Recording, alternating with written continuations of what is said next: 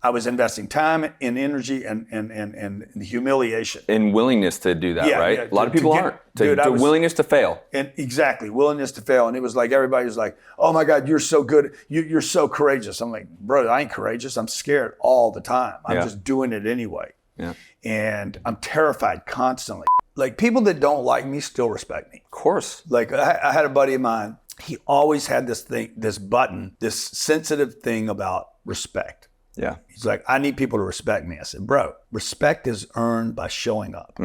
It's not something you can get from somebody. You got to give me respect. I'm like, people don't like, just because somebody respects me doesn't mean they like me. Quit watching people like me on the internet. Quit watching the Brads and all these names of people. Bro, quit watching all these guys. They don't know anything. Go all the way to the top of the food chain and watch those guys.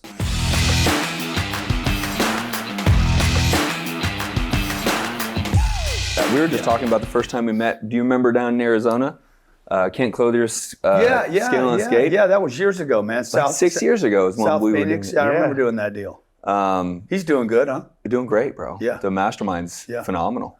I'll go reconnect you guys just because the Masterminds is like 250 people. It's all high level, high achievers. What do they pay for that? 60, anywhere from 30 to 60. What did you just pay? 60. He just joined. He's a beast. He's really guy. A mastermind. Will's in it. That's it. Will's in it. So no, it's going great, bro. Yeah. But again, to some level, you're capped.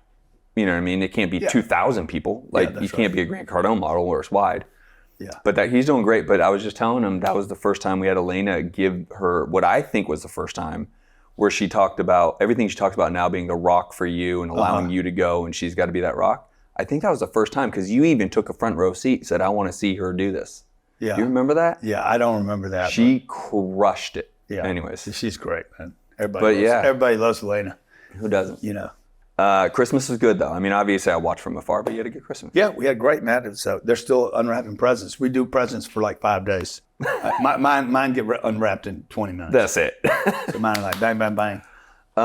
So I'm in Pinecrest. So I told Jared, I was just talking to Jared. I did not know you were down here, so. The more we could do, dude, I told him, I'm in. Whatever it looks like. Yeah. He said, I have some things that me and Grant What do you focus on? What is your primary focus? So that's exactly what he said. Single family primarily. Okay, However, that is changing. Yeah. Because of you, my young man. Yeah. So before the end of the year, I fund a 550-door apartment down in Houston, Texas. Okay. A 22-door in Birmingham, Alabama. Okay. 13-door, 32-door. All of that now is because I need tax write-offs. Yeah. I love making a lot of money flipping homes, wholesaling homes. Yeah. I need the tax write-offs now. Yeah. And so I have the education What's space. the worst flip you've ever done? Oh, $250,000 loss on a multi-million-dollar home in Scottsdale. No, in Phoenix specifically. Yeah. Because it wasn't in the Scottsdale zip codes. So people didn't want to pay the price. Right. Also, the master suite was upstairs, 2 stairwells up. Oh, and wow. people at that price point, they wanted on the floor because there was no elevator or whatever. Right. So $250,000. I lost multiple millions. Best deal. What's the best deal? I just was asked this. I lost multiple millions on a real estate development play. And I call that the best deal because it was my biggest learning lesson. Obviously, losing the money sucks. But bro, the amount I learned going through that process and not going BK, never having literally washed it after that, right? I was able to clear it all, get everyone. I mean, there was a lot of money lost, including my own, but I consider that the best deal because of the amount of learning that I got. In terms of numbers, dude, I've never been a multi-million-dollar flip guy. So 6 figures, somewhere in the 6 figures when I flip is more traditional. Do you regret flipping? Is there any real estate you're like, I wish I'd have kept it? Oh my God.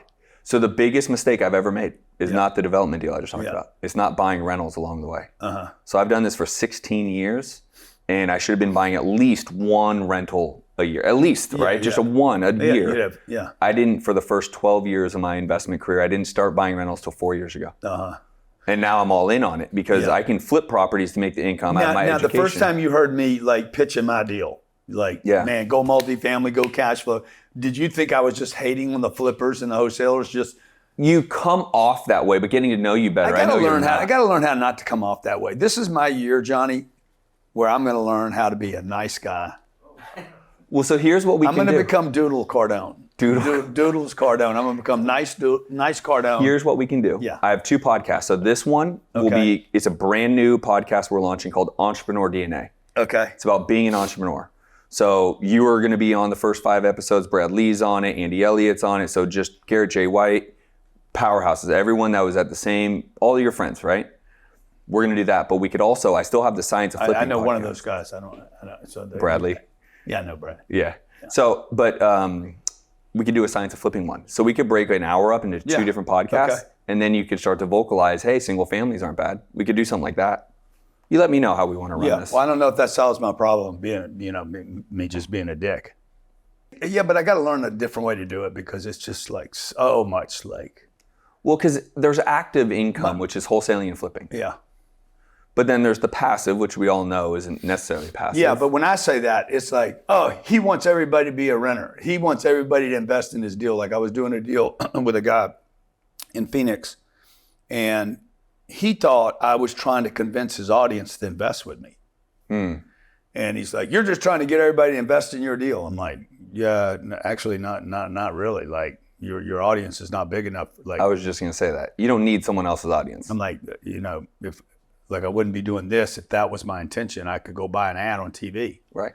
I could just literally buy an ad on CNBC and say 401ks and IRAs. Like there's only $7 trillion sitting there. No, not much.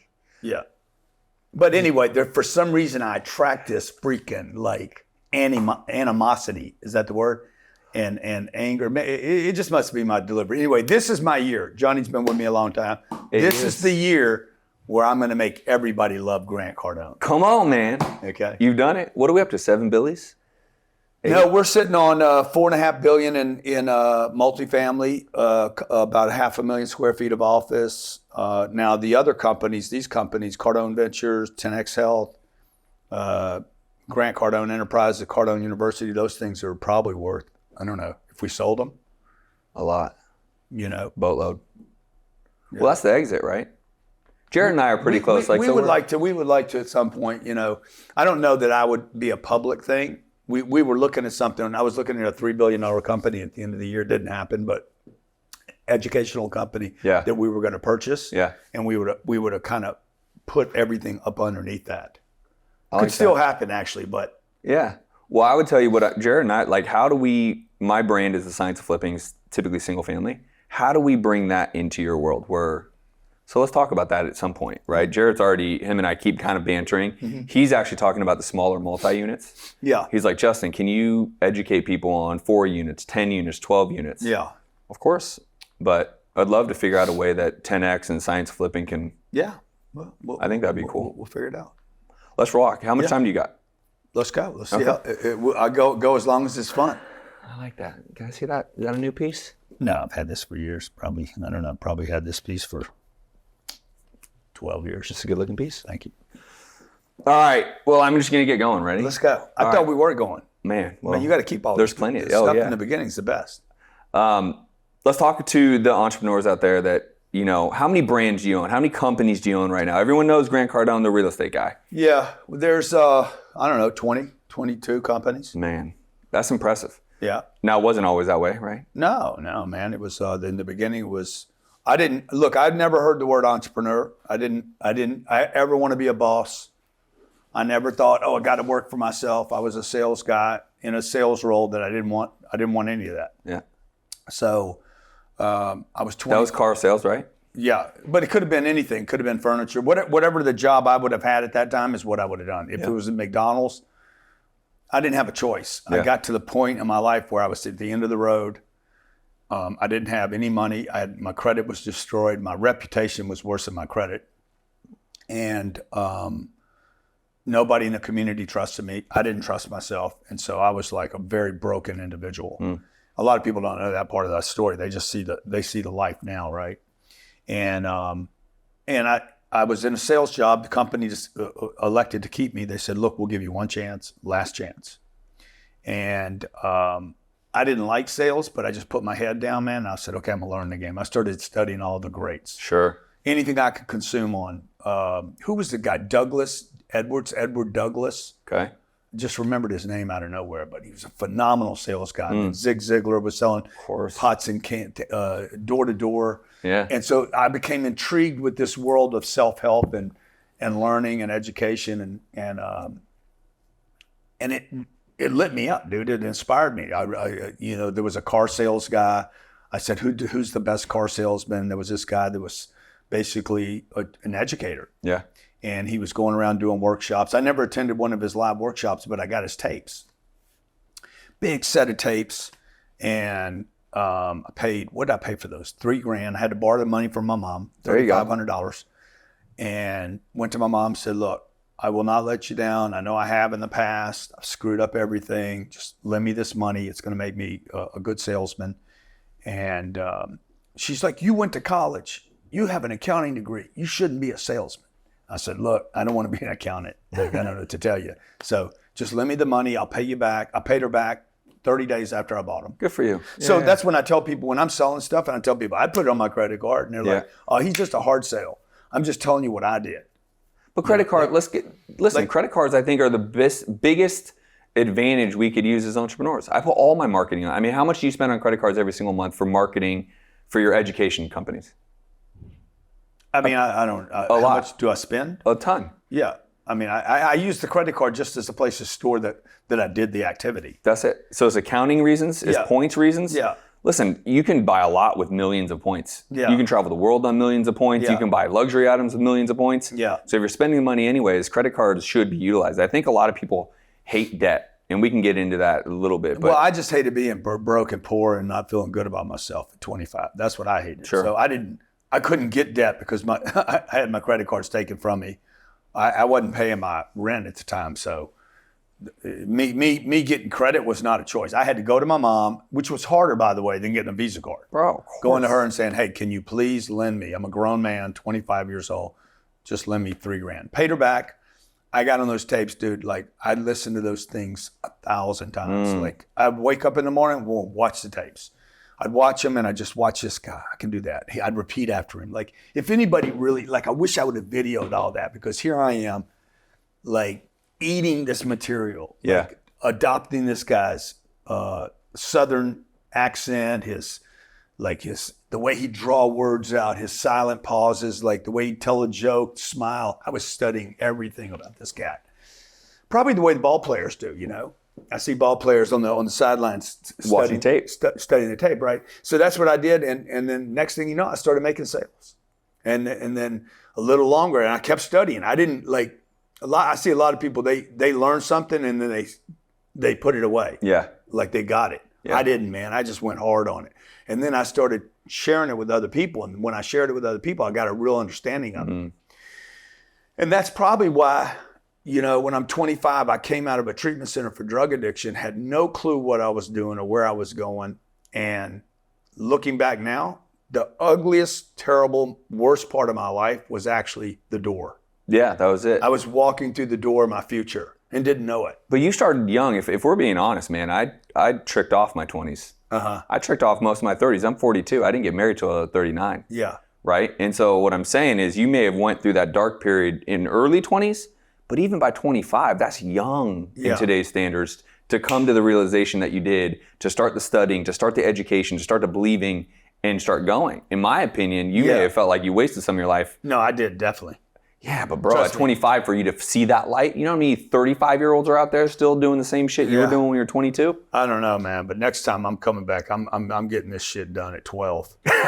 Because I could have, by the way. If I would have been in an environment like my kids are, if I wouldn't have been forced to go to school for 17 years, and if everybody wouldn't have been pushing the school agenda, you got to go to school, you got to go to school, you got to learn school, you got to get, like if somebody had said, like today, I see a lot of kids are like, I don't need to do school, dude. I can go do this YouTube thing. I can learn AI, I can learn video, content creation. Like if I'd have had another place to go. Totally. You know, and if I would have had other examples like are out there today, like I see guys doing the flipping and if I would have seen people at 15 or 16, 17 years old, because my dad was going at 10, I was looking for mentorship. That's right.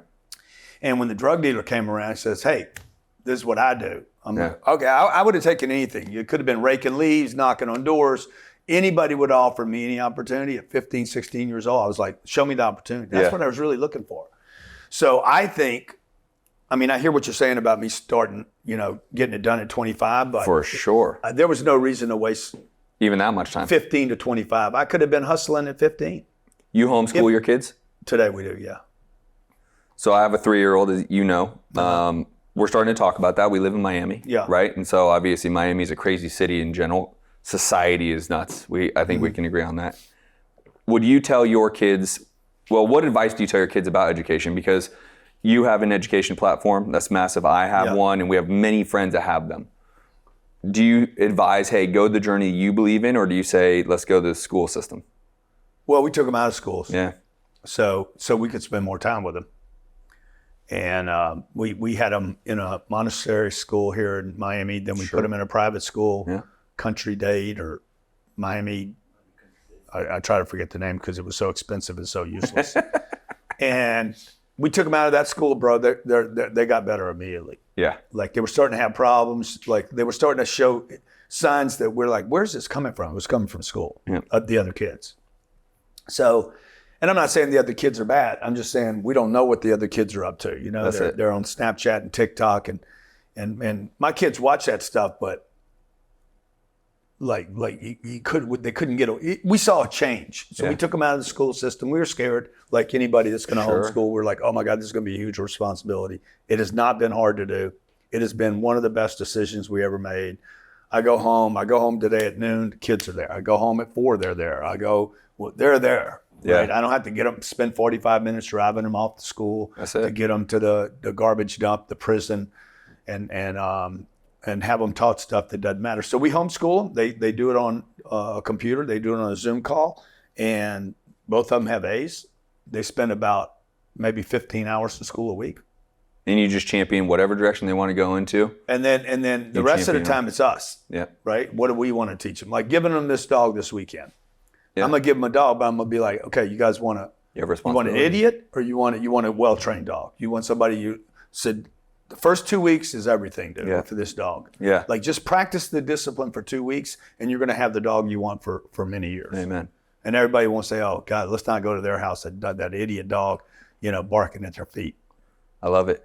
Let's go back to your point about borrowing $3,000 from your mom. Yeah.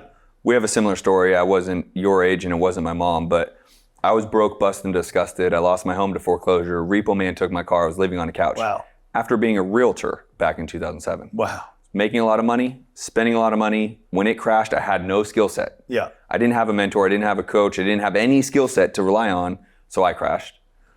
But I understand being resourceful.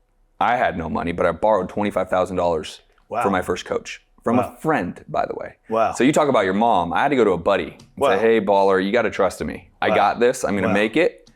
Let's talk about being resourceful and the money it takes to get into entrepreneurship. Business. You own multiple businesses. How do you view money right now? How do you look at financing? Do you borrow money? Do you use your own capital? How do we talk about money right now in the world that we live in?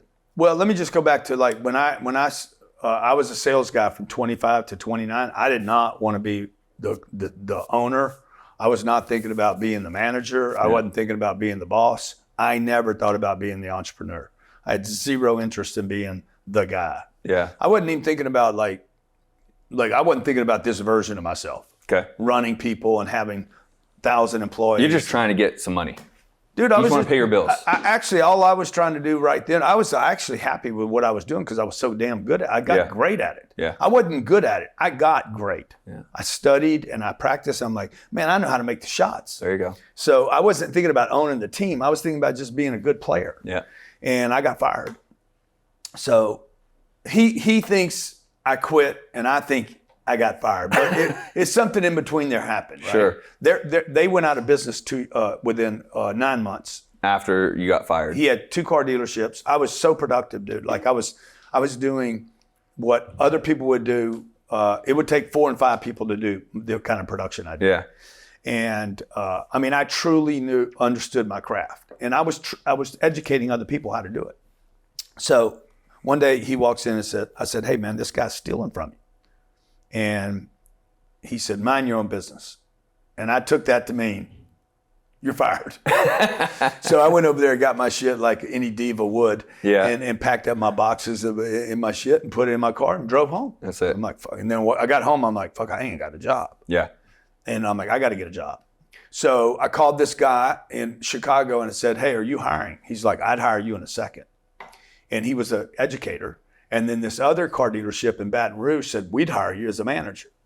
Oh, that's right, because you were in Louisiana, right? Yeah. In Lake Charles, Louisiana. I went to my priest, Charlie Dubois, and I said, Charlie, man, I got two choices. I either go work for this guy in Chicago or I go be a manager in a car dealership. And he's like, he put it on the board. This guy was very, like, everything was a sign of the cross. He put a big cross on the board. And then he put, okay, which one are you most scared of, right? I said, oh, dude, going to Chicago is freaking terrifying. He's like, this is the one you must do. Blessed young man, go forth. That's it. Okay. And I did, dude. I called the guy and said, I'll take the job. Yeah. Went up there, negotiated the job. And next thing you know, I'm traveling all across the country teaching people. But I wasn't thinking about owning the company. Became the top producer in that company. Went to him and said, hey, bro, I need something else. Like nobody does what I do here. Like I started growing my confidence and my resume, and I was starting to repair myself as a human being. Remember, just five or 6 years before this, dude, I thought I was a useless. I mean, I didn't think wasn't 100% convinced I was useless, but I was down there at the bottom. Yeah. And now I'm starting to be like, bro, I got some skills. 5 years later. And now I'm selling car dealers. I'm selling car dealers education. Okay. And this is not the day of selling entrepreneurs. Like we're not doing masterminds and boot camps. And that's right. Nobody knows me. I don't have a name. I'm cold calling people and I'm racking it. I'm making, at that time I was probably making 150 grand a year, which that's is a boatload. Big money, bro. Yeah. This is big money. You're 30 at that point 30, or so? Yeah, this is 35 years ago. So this is probably, 400 grand a year. I was going to say 400 or 500 grand a year. Yeah. The equivalent, right. For sure. And I'm buying real estate. Like I'm coming home and I buy a real estate deal and I just. You were buying it then, because we all know what you do now. I start playing the real estate game. I start studying the real estate game. So, long story short, I wasn't thinking about owning the company. Went to the guy and said, "Hey, bro, you got to pay me more money. Like you're paying John. I think the guy's name was John or something. The same money you're paying me, and I'm 10 times more productive. Like this is crazy." Yeah. And the guy agreed to it. And I'm like, shit, how can he even pay me this much money? Yeah. And he couldn't. So basically the guy promised me something he couldn't deliver on. Right. The deal blew up. And because he wasn't a good businessman. He was a genius, brilliant guy. Sorry to take a long story on this, but I've never told this story. But he was a brilliant, brilliant speaker, but he was a terrible businessman. And he had a gambling problem and alcohol problems, not ideal. So, but a super good dude and super, super talented. Yeah. And so I left him. Moved back to Lake Charles, Louisiana. Lived with my mom. I'm 30 years old now. 30 years old. And I'm like, man, what am I going to do? And started making some phone calls. I didn't call any of his clients. None of the people that I had worked for him would I contact because they were his clients. Yeah, that's reputable. And I thought that was the right thing to do. Right. Not go scarf his business. That's right. And told him, I said, I will never. And not only that, I didn't use his material. You know how everybody knocks off everybody else's material? Sure. I wouldn't even use his material.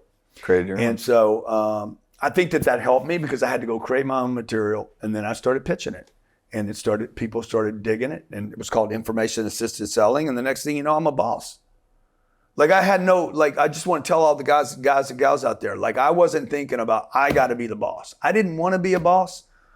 I wanted money. I didn't want to be an entrepreneur. I wanted money. I wanted stable income. I didn't want to be rich. I wasn't thinking about yachts and planes and helicopters and watches and I wasn't thinking about cash flow. Yeah. I wasn't doing none of this persona thing that's been created. Sure. Some of which, by the way, we just jump on because it bothers people. Johnny's like, do this again. They like that shit. Get them on the front seat of the car. Most of that shit's not even my idea. Right. I'm not sitting on the front of the hood of my car. No. Like for you guys on Instagram that might not know this, okay? Like I don't actually sit on the top of my plane.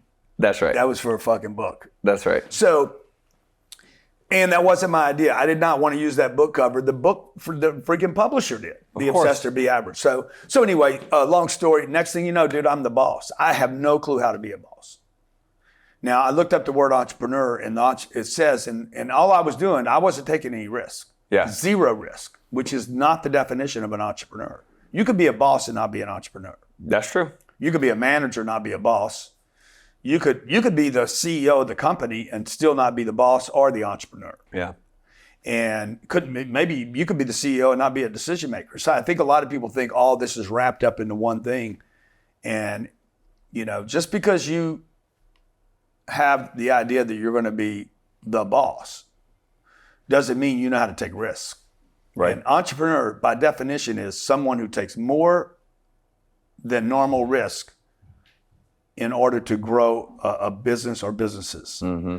And the only risk I would take in the beginning was knocking on a door. Rejection. It was my great... And it was time. And time. That's it. I was investing time and energy and humiliation. And willingness to do that, right? Yeah, a lot of people aren't. Willingness to fail. And exactly, willingness to fail. And it was like, everybody was like, oh my God, you're so good. You're so courageous. I'm like, bro, I ain't courageous. I'm scared all the time. I'm just doing it anyway. Yeah. And I'm terrified constantly. And anytime I'd get any money, I wouldn't use it. I would just park the money because I'm like, and so for 3 years, all I did was park money. I'd go get a bag, boom, park it, put it in a bank. Go get it. I was 35 years. Brandon Dawson, my partner at Cardone Ventures, told me this the other day. He's like, you're so negative. I said, kind of worked for me. He's like, you're always, see how it panned out. He says, for 4 years now, you keep talking about the world coming apart. Bro, it is coming apart.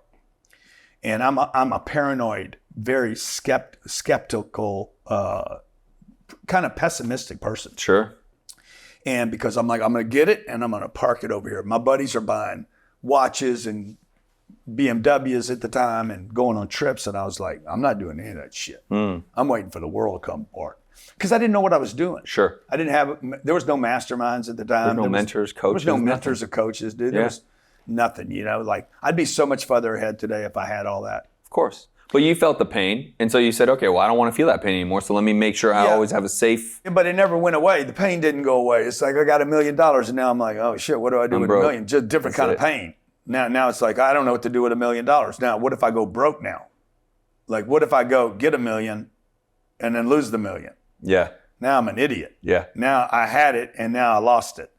And so it didn't change anything. Just having money didn't change anything for me. Okay. And it didn't, I didn't have any employees, dude. I had 2.5 employees for probably 15 years. 15 years, you had 2.5 employees. And worked out of my home. No. Yeah. And then 2008 came and crushed me. Yeah. Had 2 companies and I'd bought a little bit of real estate.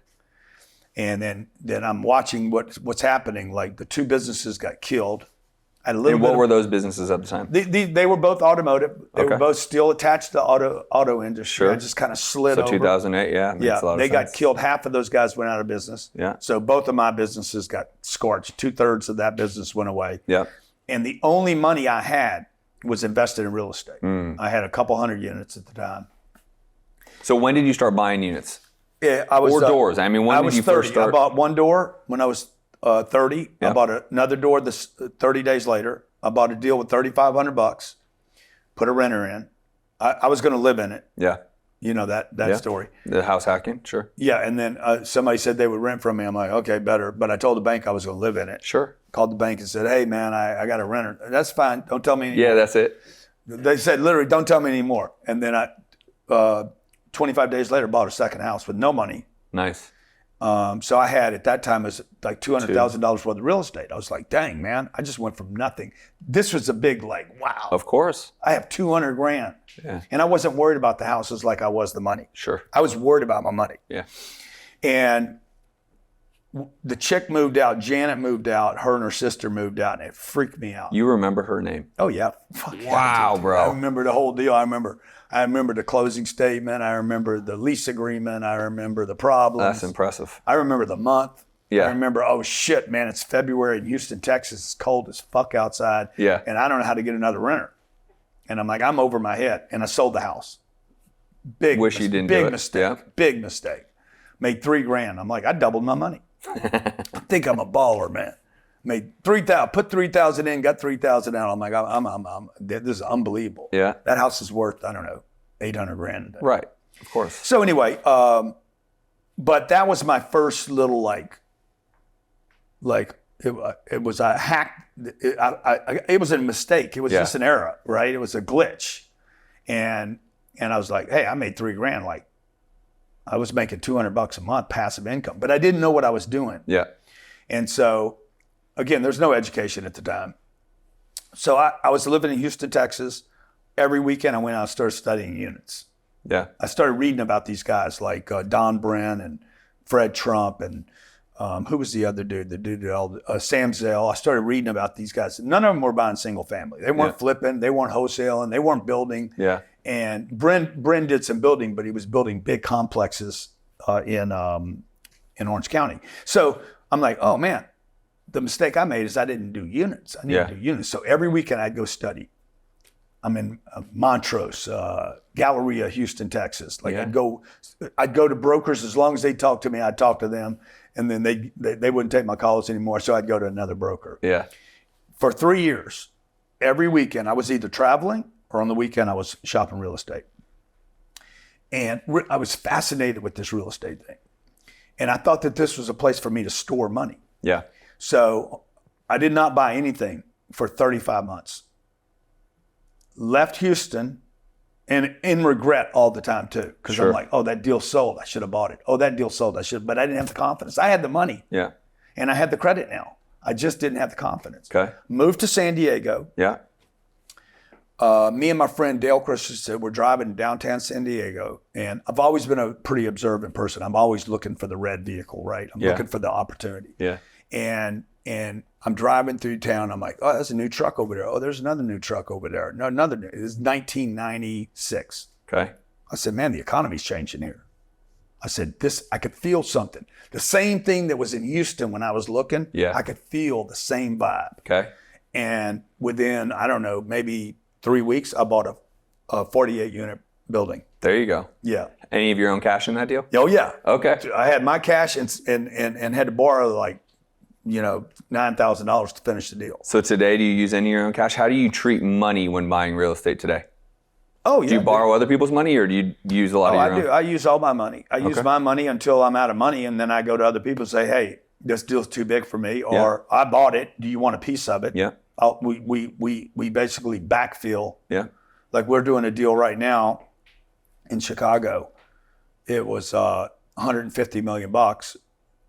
I'm guaranteeing the purchase. That's right. And then I'll tell my audience about it, and they'll come in and backfill. I love it. Yeah. I'm a big believer. I mean, I'm a single family guy. You're obviously a commercial guy. I'm getting in your space. We just talked about that. Excited about it. You'll never do what you've been doing.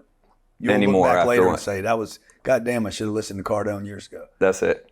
But I just told you the deals I'm already doing. I'm already more excited about these 32, 22, 12, 500 doors. I mean, that's more exciting than, I just bought another home in Pensacola, Florida, and I'm going to burn. So I like other people's money is a principle of entrepreneurship and in our world of real estate. I like using debt. Mm-hmm. I like using banks' money. I like using credit card debt. Now, I don't do it to do this. This is paid for, right? Yeah. I do it because I understand the economics of it. So in a single family space, I can do what's called a BRRRR, right? You buy it, rehab it, rent it, refinance. Yeah. Now all my money's back out. And I used other people's money to buy it, banks and private lenders. Yeah. And everyone is just made whole. All I have is the bank. Yeah. Right? Do you view business in a similar manner? If you're going to go start these companies. I've never borrowed money from my business. Okay. So. You self-finance. Yeah. I like it. Yeah. So I've never paid interest on a credit card in my life.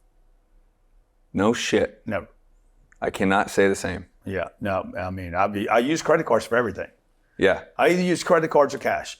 So like for some things like watches, and if I can pay cash, I will. Yeah. So I have a little bit of cash stored away. Just a little bit. So, but like art, bang, I want to hit them with some cash. Okay. I love art. I've been watching that. Yeah. You're a big art guy. So, but because I think it goes up in value over time, right? It does. If it's good art. But anyway, I don't know how I'm getting off on that, but I have never used credit card debt that I couldn't pay off the same 30 days. Okay. And I never used other people's money until, other than a bank, until 4 years ago. Okay. So you would always self-finance, meaning if a bank's going to give you 80%, you are coming in with 20. Yeah. On all your deals. Yeah. Got it. Yeah. Now I borrowed money from other people. Hey, brother, sister. But I was like, borrowing money from other people, man, that is like, there can't be a bigger responsibility. Of course. Having kids and borrowing money. Like, I'm not sure even which one's worse or bigger. Yeah. Because you can ruin the kids and you won't know about it for like 15 years. But you don't pay people back, bro. You know immediately. And it don't feel good. Especially in our space.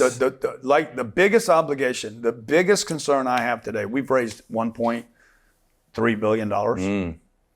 The biggest thing I worry about is other people's money. That's it. Like, because I know I can outwork my situation. If I made a mistake on a deal, I can go fix it. That's right.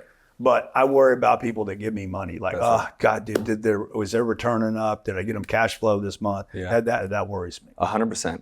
Let's change gears a little bit into understanding the expectation of results. I think everyone is people have to be living under a rock. If you don't know who Grant Cardone is, you've been living under a rock for a decade. But let's just take it for what it is. If someone doesn't know Grant Cardone, and they see you today, they say, oh, billionaire. Oh, 4 times billionaire. Oh, how many companies? 22 companies. 22 companies. How many books? I don't know, 8. 8 books. Millions and millions of followers. They look at Grant Cardone right now and they say, holy shit. Yeah. Let's talk about the expectation of the result it takes to get here. Because we just walked through you starting at 25 and grinding. You are how old now? If you're willing to say it, 65? Mm-hmm. You've been grinding for 40 years. Yeah, I have been, dude. To achieve this. 100%. But another thing I've probably been grinding since I was 15, actually. But I caught this. You were working weekends. A lot of people just blew through what you were just saying. I'm listening. You're hustling on weekends. You're going real estate. You're going agents. You're going to still go door knocking. Yeah. I think in the entrepreneurial space right now, I think there's a lot of people that want to be Grant, want to be Justin, want to break in and not have a job because it's sexier to call yourself the boss, as you were talking about. But they don't understand the grind. They don't understand the hustle. They don't understand yesterday, literally, as my wife and 3-year-old child go down to sleep, what am I doing? Laptop open, working. They don't understand that type of grind. You call that work, man? Respectfully, I would just say that's easy work, bro. That is. Come on. But talk to people about the expectation of the result. I mean, look, if you guys can figure out how to do it, different than I did it, good for you. I don't know another way, right? So I hear Elon talk about 80-hour work weeks. I completely resonate with and understand 80 and 100-hour work Shocker, weeks. 2 billionaires talking about 80-hour work weeks. Yeah, well, I mean. But there are authors out there that do. He's a different level. Right? He's a completely different level. Because he leveraged, he understood money much better than I did at a much younger age. Sure. And he also understood technology and he understood risk better than I did. I didn't understand risk taking. I grew up, look, you are your surroundings. Like, there's no way to get around it. You're limited to the surroundings and the examples that you see. If I grew up watching Elon Musk, I would be a completely different guy today. I didn't have access to any of this stuff, or I wasn't looking for it, one of the two. But even then, it took Elon. I mean, listen, he's a very extreme example, right? But I should have been studying the Jamie Dimons. I should have been studying BlackRock. I should have been. Sure. You guys, like, the one piece of advice I would give everybody on the internet, everybody, quit watching people like me on the internet. Quit watching the Brads and all these names of people. Bro, quit watching all these guys. They don't know anything, including me. Go all the way to the top of the food chain and watch those guys. Watch these institutions. Watch people that have been. How about around. Ray Dalio? Would you suggest Ray? Sure. Don't listen to Ray's bullshit. Go study how Ray built his deal. Don't worry about his personality test. That's it. Yeah. Okay. Read his whole story. Like, you want to learn from a guy, learn from the top of the food chain. Do not learn from a bunch of fucking hacks like me. Listen. I'm just telling respectfully. You guys. I'm just telling you guys. I respect you're saying that. Well, I'm saying that about all the other hacks. That's it. I got on YouTube. Bunch of clowns. Yeah. Okay? It's a bunch of clowns. I happen to make it. I mean, I slipped through somehow. Because you worked 80-hour weeks since you were 15. I know a lot of guys that worked 80-hour weeks, right? They just didn't take the right vertical. which goes to the real estate portion. This is why I'm in it.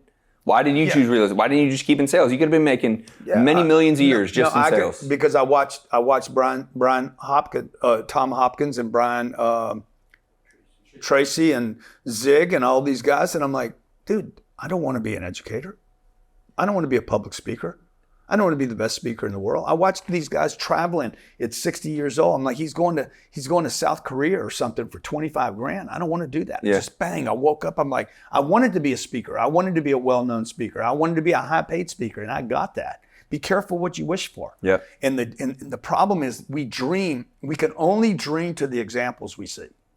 I don't know what I don't know, and I can't imagine what I can't imagine. It's the law of the lid, right? It is, dude. And it's like, okay, I'm going to be that guy I watched in the tapes. I'm going to be that guy. Yeah. Okay. And then I see Tony filling a room. I'm going to be that guy. And then one day I'm like, dude, I don't want to be that guy. I actually asked for the wrong thing. I was studying the wrong part of the food chain. That's it. And so, if you're studying, I want to be the shark. Okay, good. He gets eaten too. Yeah. And I'm like, shit, I want to be a whale is what I want to be.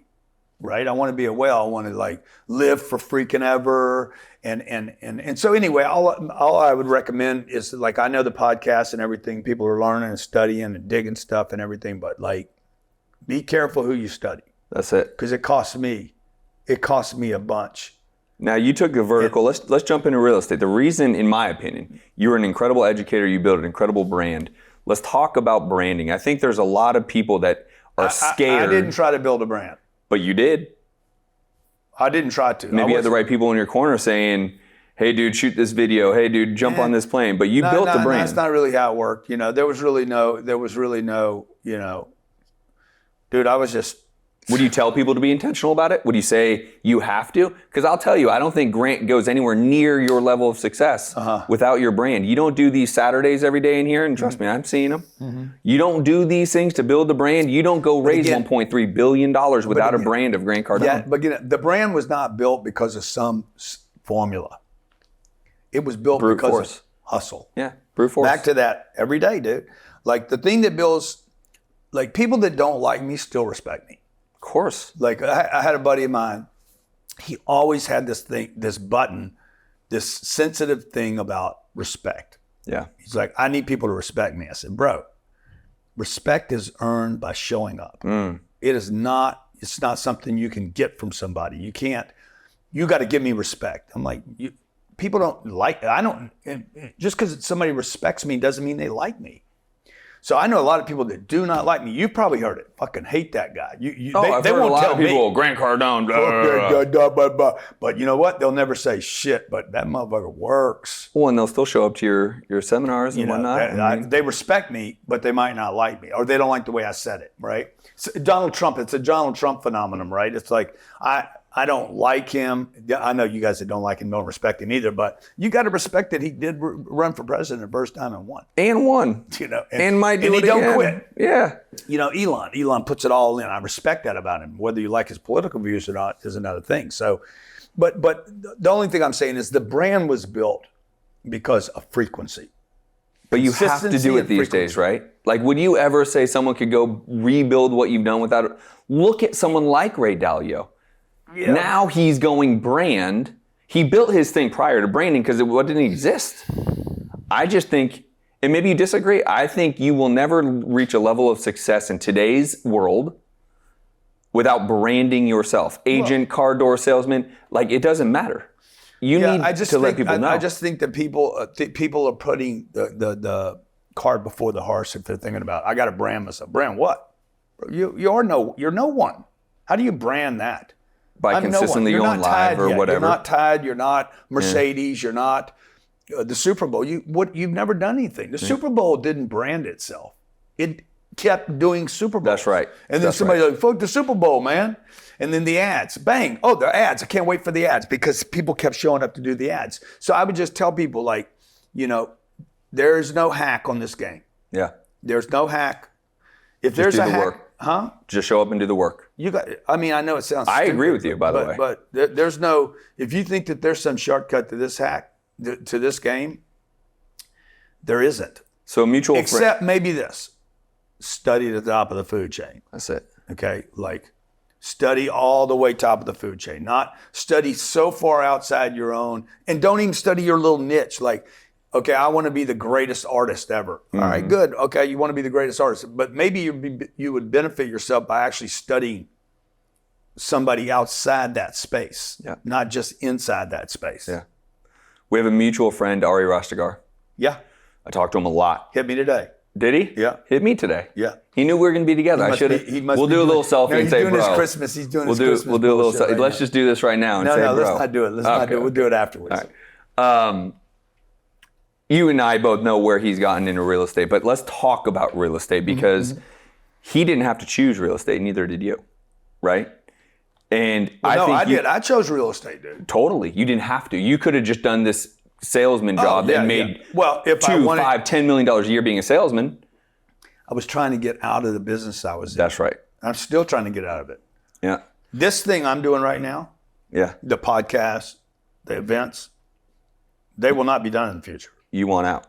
No, we will dissolve all this in the future. Yeah. Grant Cardone won't be doing podcasts. You guys won't have to be ragging on me. Oh my God, he's asked, click the link. I will guarantee you before I die, I will not be known for those things on the way out the door. Here now, one of the last podcasts Grant's doing. Yeah, could be. Could be, I appreciate it. But if you go back and study all the guys, the Rothschilds and the Vanderbilts, all these guys, I'm not comparing myself to those dudes, but the JP Morgans, these guys were completely different in the beginning than in the end. Completely. Like, not even the same people. Bill Gates was a different guy on the grind. Like, you see Bill Gates today, that's all the Bill Gates you know. Or Steve Jobs, you know him. You don't even know. Like, study the original Steve Jobs. Yeah. These guys are gangsters, man. Dude, the hustle, right? You see those little things. And competitive. You see the little Jeff Bezos little things every so often. His first office, Amazon's first office. Yeah, exactly. I'm not working that hard at his age to have a vision. No one knew what the fucking internet was, bro. Yeah, exactly. He says, I got this thing, and now he's the richest motherfucker on the planet. Yeah, and why? Because he followed the money. The guy here's a guy in New York studying money. He's studying patterns of people. Like, when I heard Jeff's story, I'm like, oh, dude, I just got it. I probably heard the story 3 or 4 times. He's watching these patterns. He's like, all this activity is going to the internet. What's happening here? And I'm like, it clicked. I'm like, oh, money follows people. Money is not an idea about value. Money is not an idea about exchange. Money is simply following people, right? Wherever people go, money goes. Like that. And that's the one thing I would agree with you on the branding thing, right? The more people know my name, the more it's easier. That's basically what I was saying. Yeah. Just do selfies all the time and, hey, this is what I'm doing. Yeah. People know you. It's easier to money follows. Yeah. It's currency, right? It's got to flow. No, I agree with that. I agree with that. I was just saying to go out and say, I'm going to become a brand. No. I think I was just saying you need to constantly put in the work. I agree. The live videos on a rehab project. Hey, this is what I'm doing. Well, the money people start lending you money. If they know what you're doing. Yeah, the problem is a lot of people are like, I don't want anybody knowing about my project. That's it. I'm like, that's the problem. Well, I don't want anybody to know about my art, okay? I don't want anybody to know about my music, all right? They're going to rip me off if they know about it. Bro, you're going to get ripped off. Yeah. Okay? Like, how do you explain any greatness? Like, hopefully you will get ripped off in your lifetime.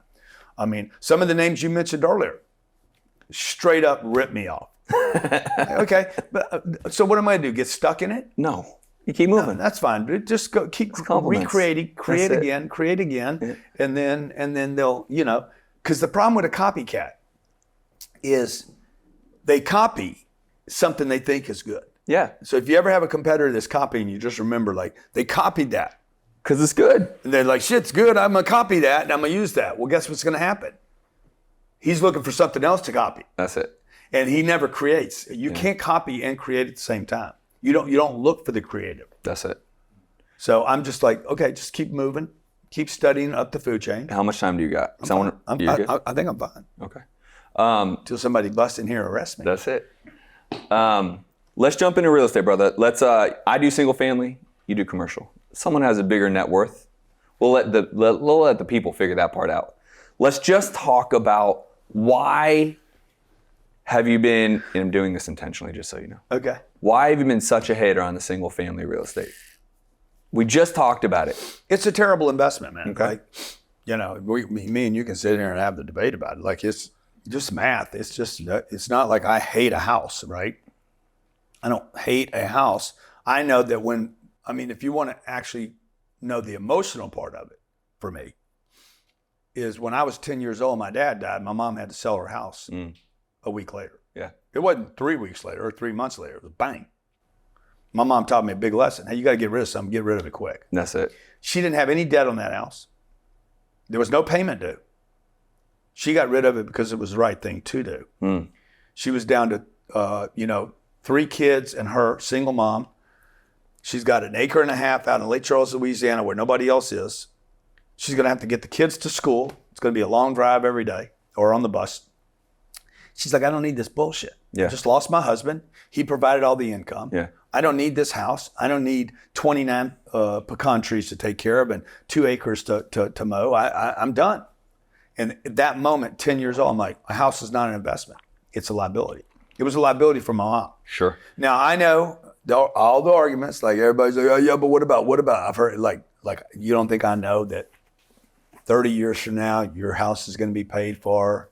I don't agree with that, by the way. I'm a single family guy. Okay. I'm with you. Only reason why I bought my home in Pinecrest is because I have a Cuban wife that said we own our home. And I said, honey, that's not a fight I'm willing to fight. Yeah. But I'm also an investor. Her family thought that they owned everything before Fidel took it from them. That's it. On the way out the door. Just like, by the way, I don't know if you've seen some of the laws that are being passed right now. Oh, I have, yeah. Today. I did not. Today, like not here, but around the country. That what? You own a single family home, you want to evict your tenant, they're making it harder and harder to ever get rid of that guy. I hate that. What about commercial? So back to the single family. Yeah. Okay.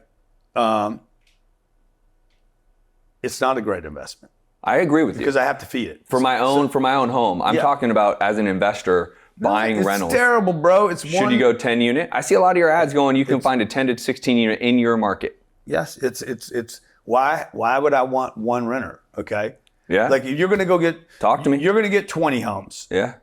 You got to do 20 closings. And it's a pain in the ass. Okay. I can do one closing and have 20 homes.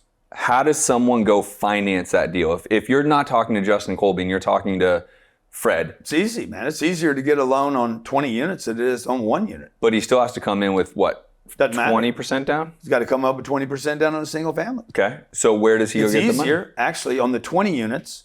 The 20 units, his loan amount, his debt is going to be approved on the 20 units, as you know. That's right. Not on the single family. That's right. Okay. And it's already performing. It's not on his income anymore. You go to 200 units, dude, they're not even looking at your credit score anymore. Yeah. Like nobody's looked at my credit score in 20 years. They looked at what they asked for. In my case, is my schedule of assets. So how many assets do you have? What are they? How are they performing? What is the cash flow? So, you buy one house, you pay $400,000 for it. The mortgage is $3,500 a month. You rent it out for $5,000 and you think, oh my God, I'm doing great. Okay. Until they move out. I think where I'm trying to go is they need to think more like you, meaning they just don't know that there is an opportunity to buy a 5, 10, 15 door in their neighborhood and or virtually. I do everything virtually, by the way. I don't do a single thing here in Miami. He does. I don't. Yeah. Right? And I say that because I can buy in Birmingham, Alabama. I can buy in Oklahoma City. I can buy in Pensacola, Florida. Yeah. I can buy in Jacksonville, Florida. Yeah. Right? I can do it all virtually. Right? What they don't know is what I want you to teach them. How do they, find it, but how do they finance a 15 door, 16 door for round numbers apartment in their own market? Because I agree. If people understood one deal is one deal, the signing docs are the same signing docs, one loan is still one loan, then why wouldn't you go with 16 door? The income's different. That's right. You got one house, the guy's got to pay you $3,500 or $5,000 a month, and I have 20 units where they can each pay me $1,000. I'm making $20,000 on one deal income, and I'm making $5,000 on the other. Well, I mean, like this is basic math. One person moves out of the house, I'm 100% vacant. One person moves out of the 20 units, I'm 95% occupied, and I'm still cash flowing. Like it's so easy. It's so much easier. Do you think people just make it a bigger idea? Oh my God! Nobody can start 20 units. Yeah. The first deal can. You got to start small. Yeah. Okay, if you think so, like I did, and I'm telling you, I started with one unit. 30 days later, bought a second unit. 3 years later, I bought 48 units. I made more in 48 units than I would have ever made on 2 units if I'd have done it 25 times. It's a lot of the lid. Listen, I look up to you for a lot of different reasons, brother. But a lot of that is you continue to push me and say, Justin, think bigger, bro. What the fuck are you doing? No, exactly. To the point, this very year, we end the year in 4 days or whatever it is. I will now be a part owner of a 550-door apartment in Houston, Texas. Dude. I mean, you own 10% of that. That's 55 units. Yeah. You know, like, do you know this is why I'm going to go back to what I said earlier. Quit studying these yahoos on the internet. Yeah. You, me, and everybody else that's got their own little gig, go way up the food chain. Do you see any institution buying a single family home? No. Well, Blackstone. I mean, they went in and bought thousands. Okay. They didn't buy one. But didn't we? They didn't buy one. Warren Buffett, okay. They didn't buy one. They bought 10,000, bro. Yeah. They bought 10,000 condos in Miami in 2010. They're trying to outlaw 10, this right now. They'll never outlaw it. Never. And That's they bullshit, shouldn't right? outlaw it, by the way. Why would they? It's an asset class. They're investors. 100%. They should allow them to outlaw buy that. it. Outlaw their position in Apple and Netflix. 100%. Exactly. It's just an asset class that they see a value in, so they're going to go buy 10,000 versus one. It's like DeSantis trying to outlaw Chinese buying real estate in the Chinese, by the way, the Chinese and the Saudi Arabians own a massive portion of income-producing real estate across the United States. That's it. And that'll never go either. And so I think it's something that people don't, the law of the lid is a big thing that when I do look up to you, which is often, it's just, you got to go bigger. When he does. When I do. When he's not looking down on me. Well, I would tell you, people need to understand it's not that big of a deal. Now, respectfully, having a property manager, turnover, tenants, but management groups can handle that. No. Well. You got to do it with a single family home too, is your point. You know, what's his name? Kiyosaki, Rich Dad, Poor Dad guy. He's on a whole nother level, by the way. Yeah, whatever. No, I mean just like. Dude, anyways, the guy's sitting there telling me, management is the biggest problem. I'm like, well, then you don't own any real estate. If you think management is the biggest problem. Yeah. I'm just telling you, you're sounding like your poor dad right now. There you go. Management is not the biggest problem, real estate. Yeah. And he's like, how can that be? I'm like, I don't manage my real estate. Yeah. I got 12,000 doors. Of course. Nobody calls me and says, hey, man, can you get rid of the rats or the termites? Or I got a leak in. Nobody calls me. I have a management company that manages that. We pay $6 million a year in management fees to handle problems. Yeah. Evictions, issues. Like, you just got to scale the game, right? Like law of the lid. Whatever it is, dude, you got to scale it. If you're not going to scale it, I heard a guy once say, he's like, not everybody can scale. Everybody can and should scale. Scaling is survival. Yeah. And if you can't scale something, don't do something. Like, I love it. If you're going to go buy one McDonald's, don't do it. If you're going to buy 20, go figure out a plan for 20. Go all in. This is the advice, the only advice probably that could give someone that would benefit you is don't scale something before you do something. Like being a car salesman is cool, but you cannot scale it. Yeah. And at some point in your life, as you age and get older and have more responsibilities and obligations, you want to scale whatever it is. I never thought about, dude, I'll own 10 or 20 car dealerships. I could have done that, by the way. That's right. But I just didn't see it. Yeah. And nobody was talking to me about it. But it doesn't create what I'm in this game for, which is the bees, right? I want a lifestyle like yours, right? You don't own. Yeah. I mean, what would it take? How many car dealerships would it take to have a bee behind your name? Boatload? The owner of Ford, right? Like just. No, I mean, 20 car dealerships. You could probably crack a brick. But I like the real estate game. My little educational business is like, we'll do. You said little. Huh? You said little. I mean, because I was just with Jared. The shit ain't little. I was calling on these car dealers years ago. They wouldn't answer me. Yeah. And then one day I called one and said, hey, can I buy your plane? Right here in town. His name's Staluppi up in New York. I said, hey, I'd like to buy your plane. Can I see it this weekend? He told his people, don't call him back. Guy can't buy my plane.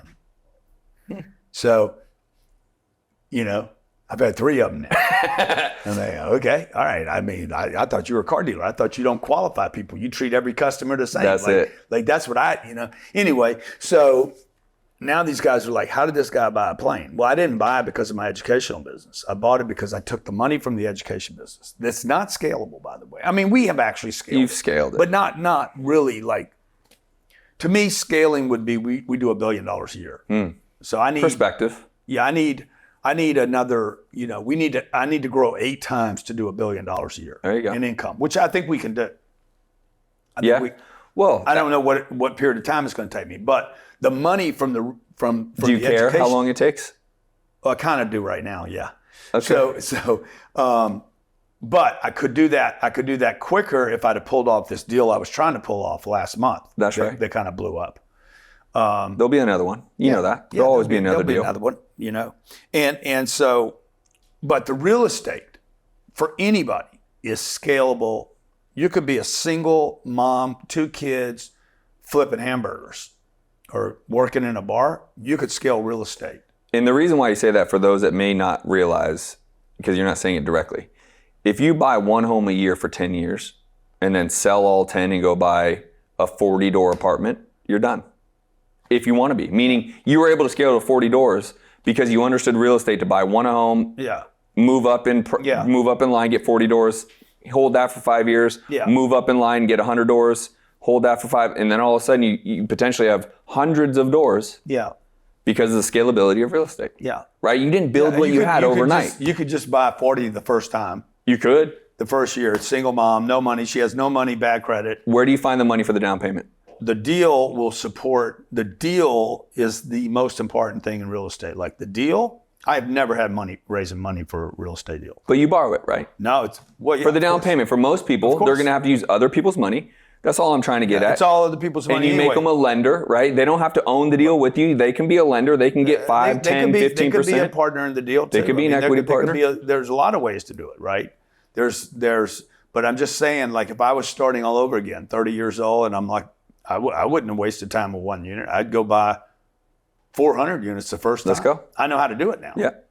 But once you know how to do something, once you know how to make the cookies, you're like, bang. But you can say that because you know, and that's what everyone needs to hear. Yeah. You know it, but you know how easy it is. So they need to realize they can start there. They just don't believe it yet. They just think it's bigger than it is. You can't do that if you're trying to make, you can't buy 40 or 400 if you're trying to buy 1. That's right. It's still all one transaction. That's your point. The point that you make is still just one transaction. Yeah. Right? And for some people, they're like, yeah, but that's all I want. I just want to have a house. Okay, well, good. I don't know why you're listening to this. I was just going to say, then you don't listen to me or you or anybody, right? And don't study up the food chain, and why you keep checking into YouTube to improve the quality of your life if you just want one house. Millions of people have done that. 40 million people lost their homes in 2008. So you guys that think housing is a great deal, there's still people underwater from 2008. Where are we going in the real estate economy right now? You and I agree on this, but I want everyone to go through the biggest. This is going to be a unprecedented correction. Okay. This is going to be the biggest. You think there's going to be the same definition of the big foreclosure wave of 2008, or you think it'll look different? No, it's going to look completely different. I agree. It won't be single-family homes. There will be no correction in single-family homes. Okay. Slight, maybe a 7 or 8% correction in price, and then it's going to go vertical from there. There you go.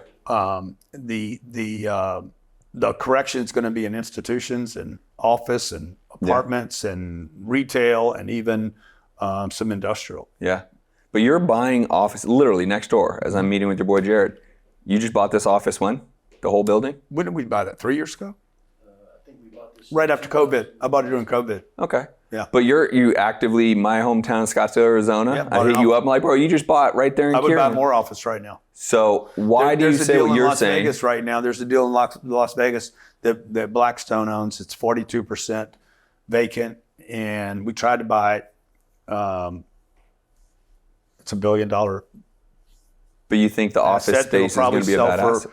$140 million, and it's probably worth $400 or $500 million. So clarify for me. Why are you saying there's this big correction in the commercial space and it's going to be crushed? Because debt's due. Okay, but then who's going to use those offices is my worry. I don't need anybody to use it. They could be, it either works or it doesn't work. I don't need something to be 100% occupied to make it work. Okay.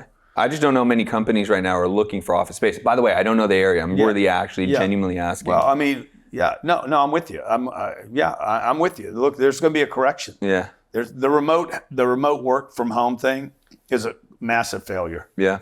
Everybody that promoted it has now So it'll since come reversed. back. You think there'll be 1,000%. back to offices Yeah, and 100%. But even so, those spaces are worth something. Yeah. Right? A deal just traded in downtown Los Angeles for $140 a square foot. Like the last time it traded was $800 a square foot. Like it's overcorrected. New York City is going to be overcorrected. We're buying a deal in Chicago right now, $150 million. It should be $300 million. This is a you just know it's a good Class deal. A. Yeah, it's debt. Debt is the problem. The real estate always does this. It goes like this, and there's only the only interruptions in that is when the debt has a problem. So we've had late 90s. There was 600 credit loans that collapsed in this country. 2000, the internet bust. 2008, the mortgage crisis. These are all debt related. Yep. And now COVID, there was a very tiny, short correction. We took advantage of that, bought almost $1 billion worth of real estate during COVID. Yeah. Nobody was shopping real estate. We were buying real estate. And now 2024 is going to be a massive correction. It'll last about 16 months, maybe 18 months. And you're going to buy as much as you can. And I'm going to buy everything I can possibly buy. Apartments and true commercial office debt's space. coming due. The debt is due. It's like I reached the end of the road with my debt. I hit And they can't refi because the loans don't look the same. It doesn't economically work for them. Exactly. There's probably a 35% correction in just the loan amount. So we just created a distress fund for debt, so people could actually be the debt or the equity. How many funds do you own now? We've just finished Fund 22. Wow, Fund 22 loans. Or 22 23 funds. All of them been oversubscribed. Good for you. Every one of them, we had more I money. have many of friends in them. They get paid. They're on time. Every Amen, month. brother. Paid out $7 million last month. Paid out $60 million last year. My goal is to pay out $50 million a month. We're paying about $5 million average. The goals in the future, I wrote my goals down this morning. 120,000 doors. We pay out $50 million a month in distributions every month, every single month. We'll be the only company that does that. You want to be the new Blackstone. 100. I love that. Yeah, I think I can do it too. And basically, we'll redefine how banking's done, where regular, everyday people, like my mom, who had to give up the house. She wouldn't have had to give up the house if she had income coming in. If she had monthly income coming in, she'd been like, I'm cool with my house. Yeah. But she didn't have that. Yeah. And so that's what I learned when I was a kid. So we created this fund so people can get distributions every month. They can depend on them. They cash flow. And I can't do that in my book business. Right. You know, the book's hot for a little while, then it doesn't sell anything. That's it. You know, unless I go push it and pump on it. But it brings in leads. It's all cyclical, right? This goes back to the kind of question about branding.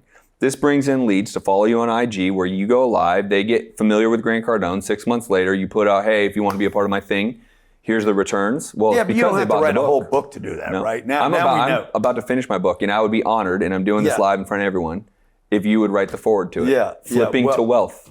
Flipping to wealth, huh? Flipping to wealth. Man, I don't know if I can do that, man. How am I going to do that? Because it's writing I'm about not wealth. a flipper, bro. It's accumulating wealth. That's the whole point. Is I'm teaching people. Why would I want to flip?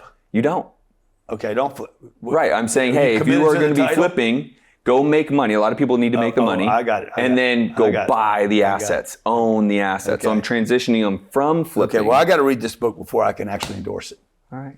Fair enough. You know, I'm not like you Donald going to say Trump. a nice word for me? I'm not like Donald Trump saying, hey, shit, I'll endorse you. I don't even know you. He did that on stage with me. Yeah, I think I'd endorse you. I like the way you look.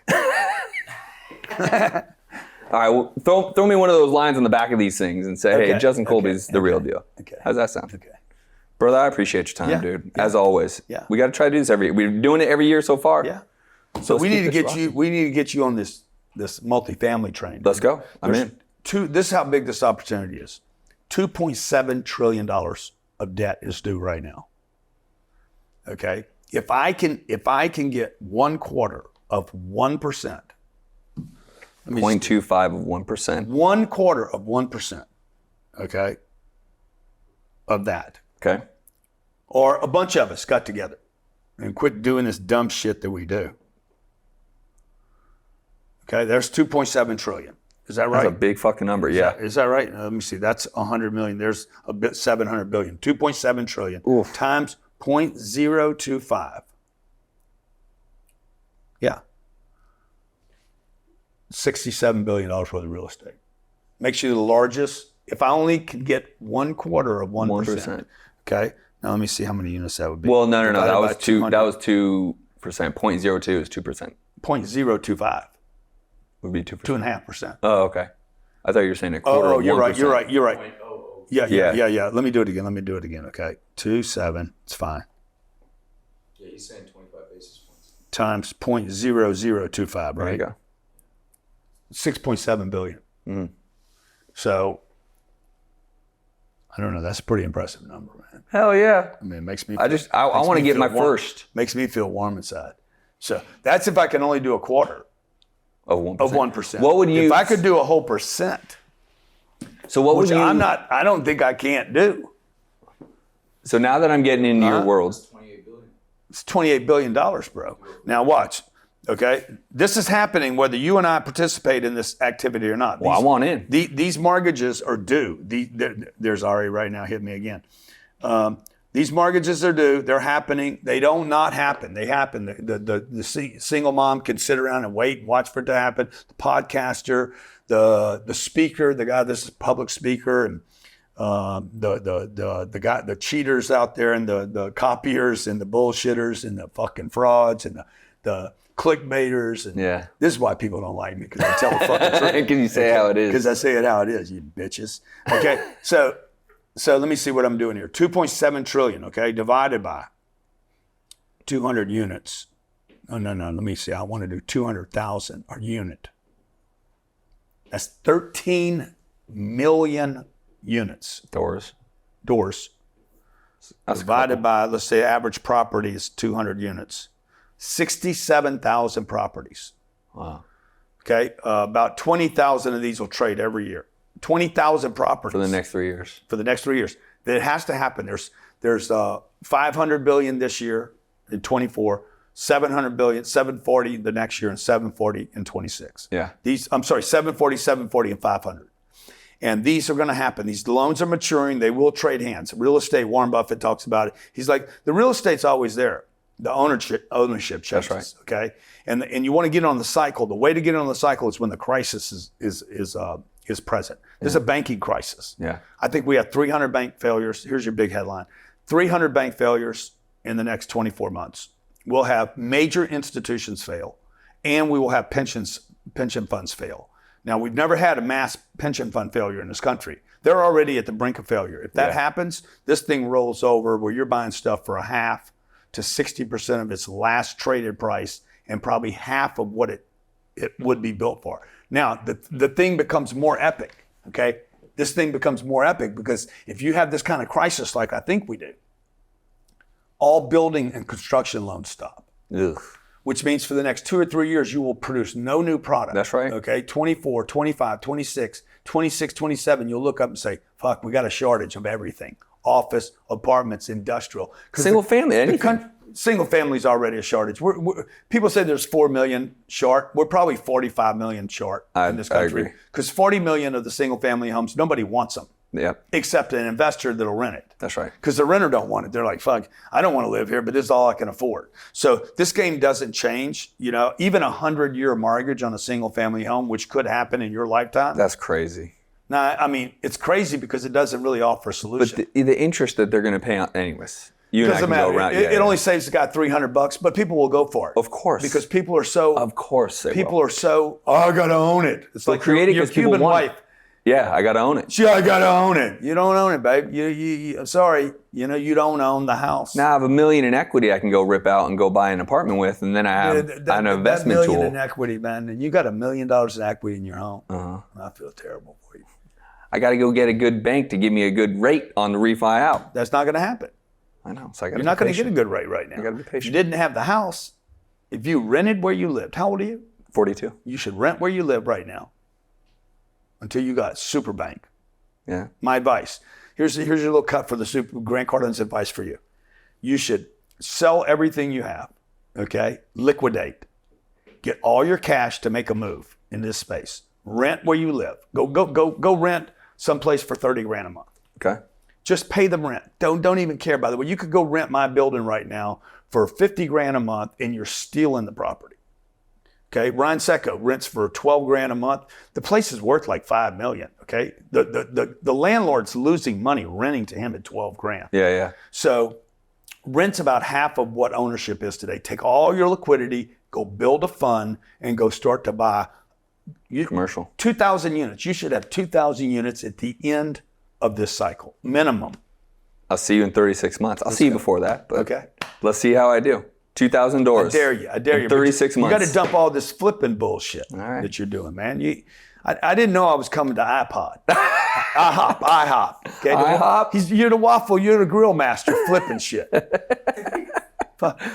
Hey, Own it, bro. Own it and never sell it. Now, my wife does believe in that. Don't ever sell it, shit. man. Don't ever sell it. In Miami, by the way, this place you're not buying in, you should be buying in. I need to buy in it. Miami, Fort Lauderdale, Tampa. You hear that? I got to get with this boy. He's the local Cuban boy. Destin, Panama City, Jacksonville, as long as you're between 3 and 6 o'clock. Anything in Florida. I'd probably leave Orlando right now alone. Yeah. I'd go to St. Petersburg. Yeah.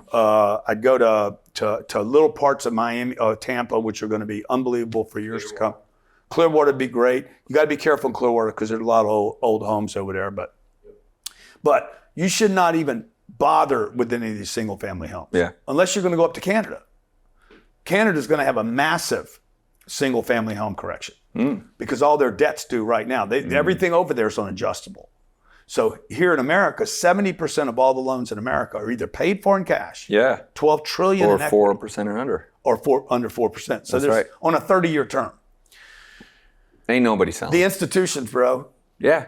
Like that's it. Like if I privately told you some of the shit I have seen in 2 weeks, well, you'd be like,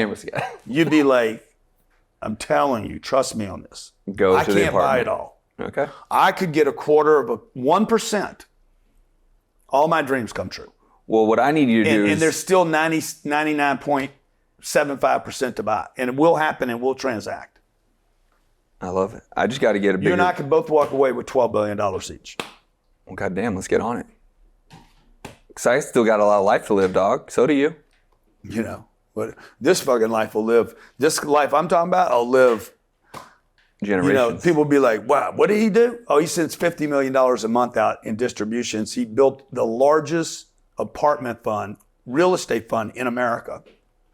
He did it with everyday people, and then somebody will say, he also wrote books. How much of your own dirty work do you do these days? Meaning, how many calls to the banks, or how much do you get invested in the deal, or buying a plane, What about the plane? Well, just like, when do you get involved? Like, when has Grant got to pick up the phone and say... When it gets nasty, dude, they bring me in. It's otherwise, when it gets nasty. But what about the plane, or what about the thing that you know what I mean, a helicopter? Just where there's a lot of stuff that I do. Like I'm a very hands-on person. You're still in. I'm a control freak. Okay. You know, I don't delegate everything. I think the idea of you're going to delegate everything is bullshit. Sure. Like, I'm not that kind of boss. Okay. Yeah. I don't have a big office. I don't even need an office. I don't care about the office. Yeah. You know, to me, I wouldn't. You were over there with Jared. Yep. Like, to me, all that is just like weird. I just want to float with people, move with people, create stuff. I want stuff to happen. You know, but you're still in meetings, you're still on the phone, you're still... Oh, 100%. Yeah, you know, but that. Like, you know, I got a great team too. Like, they'll bring me in. Sometimes they wait too long to bring me in. Yeah. You know, I'm like, bro, you know, I see things and hear things that they maybe don't see, right? Yeah. But, you know, when they're big deals, dude, I'm going to be involved. Trust me. I'm buying a plane. Fuck. There's one guy buying a plane. That's it. You're on the phone. There's one guy buying it, one guy negotiating. Now, who's going to go see it? I'm not going to go see it. Right. Ryan's going to go see it. He's going to fly to Switzerland, call up, FaceTime me, say, boom, it's a go. That's it. I'm like, good, sitting home. Piece of art, only me. Yeah. Like, I don't buy me a piece, don't talk to me. Like, I have a little thing. It's my little... Well, it's your art, bro. I mean, it's very specific. Real estate, I pick it. You pick it. Every single piece. Okay. I pick it. Team gives it to you and you say, okay, here's my 14 options, whatever? No, I'll see it. Typically what happens is they have a sheet, right? And they're like, hey, we're looking at these deals. They underwrote those deals. I'm like, fucking kill that sheet. Yeah. That sheet's shit. I'm not buying anything on that sheet. Look at these 3 deals. So there you go. it comes to the end of the day, I'm going to be the guy that fundraises, basically goes on. We do a Zoom call with our investors once a month. I handle all the good news and the bad news. So you jump on the call? This is what I'm talking about. I want everyone to realize this thing about Grant Cardone is he doesn't just delegate everything. The lawsuits, when we get on the phone with a lawyer. Yeah. Oh yeah, it's me. Yeah. Well. Okay. Something's going to come out this week. When are you going to go live with this? Within 10 days. Yeah. Well, before 10 days, something's going to come out, and you're going to be like, "Fuck, dude, fuck you guys, nuclear."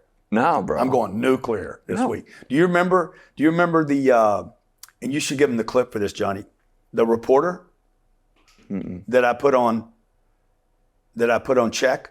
I don't. You don't know the reporter video, dude? No. Was this recently? Oh my God. Do you know it? I saw something of it, but that was a while. I called the reporter on the phone and said, "Hey, bro, why do you keep doing these interviews on me?" Mm-hmm. So 34 minutes. Jared was in my office. Jared said, "Grant, he's like, Jared, what are you going to ask the guy?" Jared said, "Grant, what are you going to ask the guy?" I said, "I'm going to ask him these questions." He's like, "There's no way this guy will stay on the phone with you." 34 minutes. Francisco Alvarado. He does articles for The Real Deal. Sure. Okay. Oh, yeah. You didn't see this article? I did not. Oh my God, Send me that in the little... Oh my God, dude. So I called this guy. You're asking me who does the dirty work, okay? Prep this for this week. What's getting ready to happen, okay? So I take a lot of shit, okay? Understand, as I take it, and for anybody out there that has a chip on your shoulder, or you've been bullied or pushed around, or people talking shit about you, bro, you got to learn how to store that and use that, okay? Store it and use it. Do not resist it. Don't fight it. Don't get resentful. I'm not a resentful person, like at all.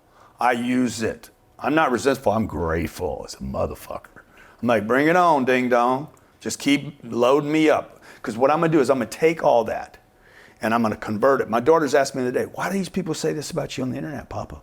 I said, baby, it's all right. Okay, Papa's converting it. Okay, it's all garbage. You use the garbage, man. It's waste. Yeah. You take that waste and you use it as fuel. So this guy, Alvarado, was trashing me on the internet. And him and a whole bunch of other people, by the way, podcasters, you've seen some of the garbage. Okay. The clickbaity shit. Okay. You haven't done any of those on me, have you? Why would I? Just, who knows, man? But it's clicks. Yeah, okay? I guess. It's clicks, man. Guess. So anyway, I call this one dude out.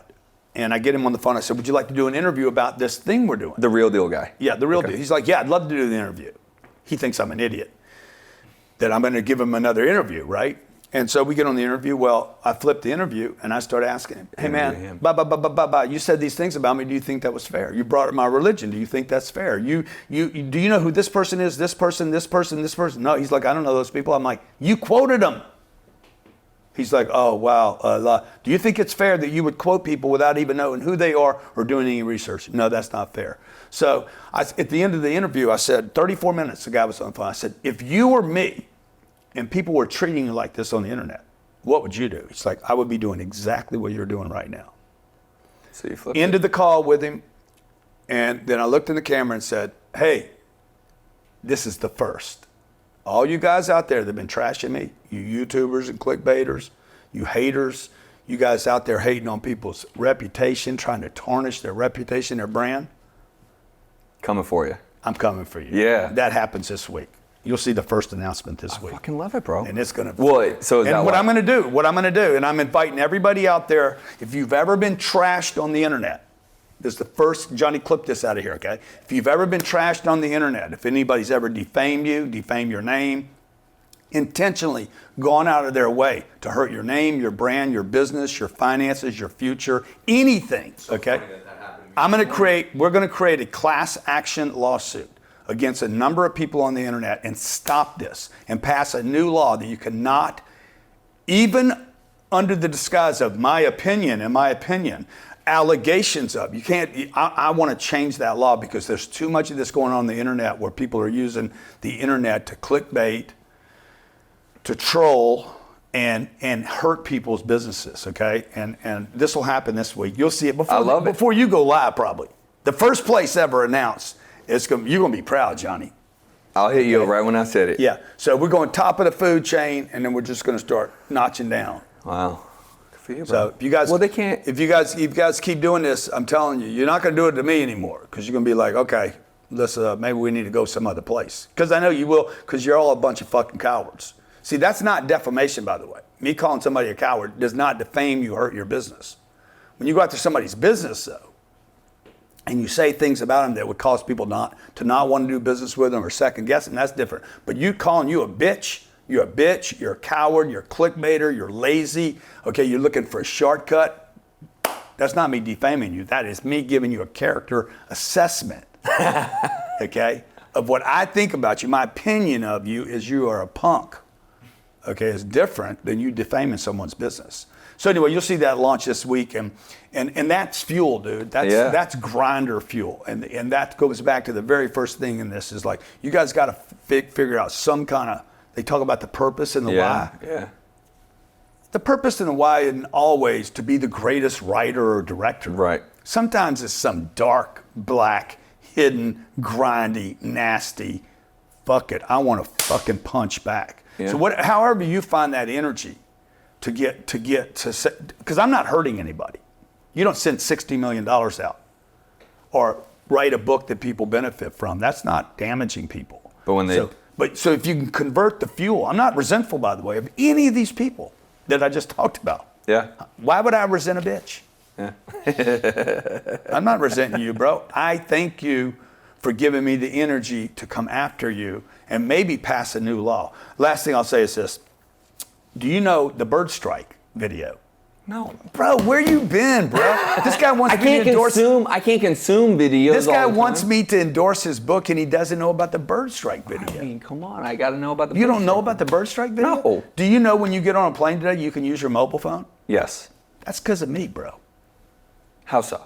Because prior to me videoing a bird strike, okay, and then getting a letter from the FAA saying, hey, you are now on a warning list on flights. And then I confronted the FAA and said, bro, if phones are that dangerous, take them from everyone. Yeah. Like you do my gun, kidding. or like you do a knife. Yeah. You should take my iPad, my computer, and my phone away from every passenger. So fuck you guys. Take the phones away from everyone if they're that dangerous. I will continue to turn my phone on. Because of that, okay, and I fought them to get off that watch list, they reversed the law and said, you can use your phone on a plane today. You can thank me. Thanks, dog. I appreciate you. Now, I don't thank myself when I get on my plane and use my own phone because we have a law on my phone, on my plane. Use your phone. That's it. Yeah. That's it. Yeah. Brother, I appreciate you greatly. Okay, appreciate you, man. This has been my pleasure. All right. We'll see this next year, and in 36 months, we'll do this again. Let's go. Look, I'm putting you on check right here, okay? 2,000. How many units are you going to collect in the next 12 months? 24, just 24. Let's go with 1,000 in the first 24, another 1,000 in the last 12. Okay, good. I'll help you. Let's do it. Let's do it together. Okay. Let's go. You heard it here. Me and GC. Appreciate you, bro.